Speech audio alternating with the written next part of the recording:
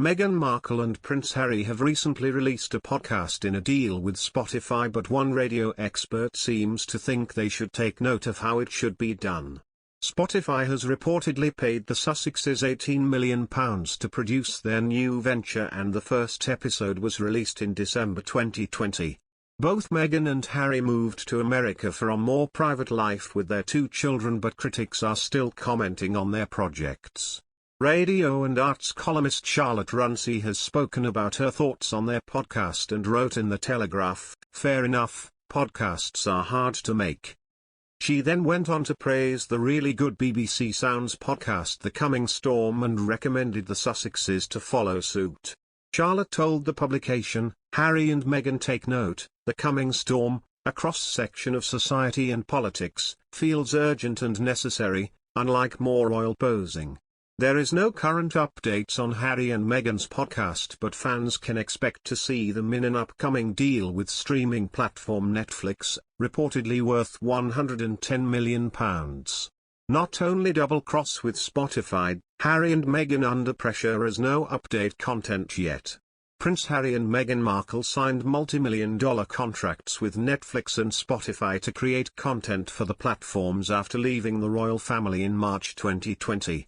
But the Sussexes have not released anything since. Discussing the recent downturn in Netflix subscriptions, royal expert Neil Sean has claimed there is added pressure on the Duke and Duchess of Sussex to release content. Speaking on his YouTube channel, Mr. Sean claimed, "This puts a lot more pressure on them not only to deliver but to make sure they deliver with a huge audience, and if their deal is to move forward into the second phase. That is, of course, the second payment, then they will need to see something soon. More importantly, whet the appetite of the worldwide public, and by that I mean, some kind of trailer, picture or proof that something's going on. Harry and Meghan are novices at this particular thing, so the money that they already have from Netflix will really be eaten up by the professionals who undertake it." However, royal commentator Omid Scobie has claimed after months of leave for the royal couple, they are getting ready for a busy period. He said royal fans will see why their move to the US was so important to them. Speaking to Good Morning America, Mr. Scobie said, "One of the lessons learned by the couple was it's okay to slow down. We saw them jump from one big project to the next, especially when they moved over to the US, but they're on parental leave at the moment, enjoying that important family time from home." Harry's tell-all memoir is due to be released later this year, and according to royal sources his grandmother is nervous about what he might reveal. The Queen is reportedly incredibly anxious about the book's release after what has been a hard year. Harry has promised that the memoirs will contain an accurate and wholly truthful account of his life as the man he has become.